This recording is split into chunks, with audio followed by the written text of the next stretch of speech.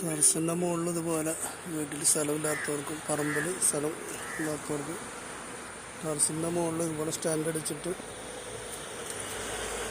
Fruit പ്ലാന്റുകൾ നടാവുന്നതാണ്. ഇതിന് വെച്ചിട്ട് 11 മാസമായിട്ടുള്ളത്. പൂവ് മുട്ട കിട്ടുകയാണ്. പലതും പല വെറൈറ്റിയാണ്. ഇതെല്ലാം ഒരേ വെറൈറ്റി അല്ല. ഇത് പല വെറൈറ്റികൾ ഇതിനകത്തുണ്ട്. ഇതിലെല്ലാം മുട്ടിട്ടുണ്ട്. അവിടെ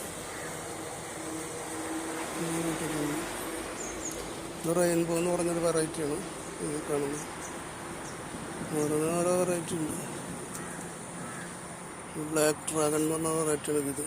തണ്ടുകൾ വ്യത്യാസമുണ്ട്. അതിൻ്റെ തണ്ടുകളുടെ ഒരേ വ്യത്യാസം ഉണ്ടായ തണ്ടിലുണ്ട്. ബ്ലാക്ക് ഡ്രാഗൺ ഇതിൽ വേറൊരു കായ ഉണ്ടായിട്ടുണ്ട്. വേറൊരു കായ വലുതായി വരുന്നുണ്ട്. പൂവിടുന്നുണ്ട്, മുട്ടിടുന്നുണ്ട്.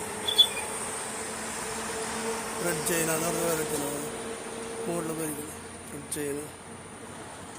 അവിടെ ഒരു മുട്ടിട്ടുണ്ട്.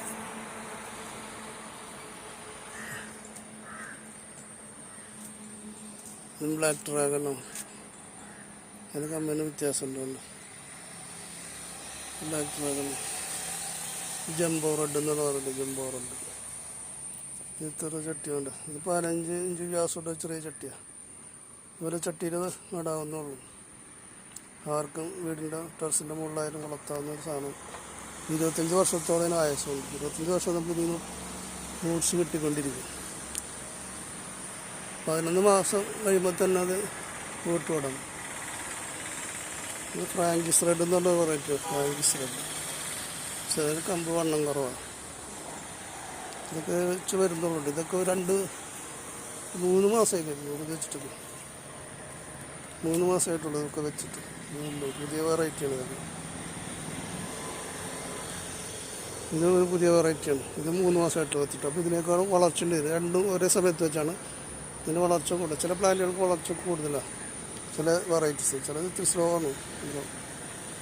ഇത് ഡാർക്ക് സ്റ്റാർ എന്ന് പറഞ്ഞൊരു വെറൈറ്റിയാണ്. ഡാർക്ക് സ്റ്റാർ എന്ന് പറഞ്ഞ വെറൈറ്റിയാണ്. പുതിയ വെറൈറ്റി. അത് ഇത്തിരി കോസ്റ്റിയാണ്. നല്ല സ്വീറ്റാണിത്. ഇതാണ്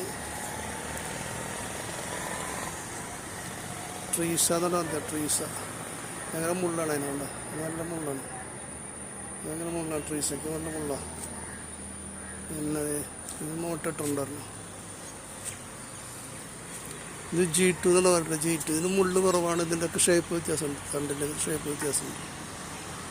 ഇങ്ങനെ വേണ്ട തണ്ടിൽ മുള്ള് കുറവാണ്. മുള്ള് ചെറിയൊരു മുള്ളുള്ളൂ ഉള്ളിൽ. G2 തോമസ് എന്ന് പറഞ്ഞ വെറൈറ്റിയാണ്. അങ്ങനെ ഒരുപാട് വെറൈറ്റി ഉണ്ട്. പിന്നെ നമ്മളടുത്ത് ഇത് ലെമൺ. ഇത് ലിസയാണ്. ലിസ എന്ന് പറഞ്ഞ വെറൈറ്റിയാണ്. ഇതിലും സ്ലോ ഗ്രോത്ത് ഉണ്ട്. അത് സ്ലോ ഗ്രോത്ത് ഉണ്ട്. ഇതെല്ലാം ഒരേ സമയത്ത് വെച്ചാണ്. പക്ഷേ ഇത് കണ്ട് ഇതിപ്പോഴും വളർന്നിങ്ങനെ വരണുണ്ട്. ഇത് നല്ല ടേസ്റ്റുള്ള ഫ്രൂട്ടാണ്. പക്ഷെ ഇത്തിരി സ്ലോവിലാണ് അതിൻ്റെ വളർച്ച.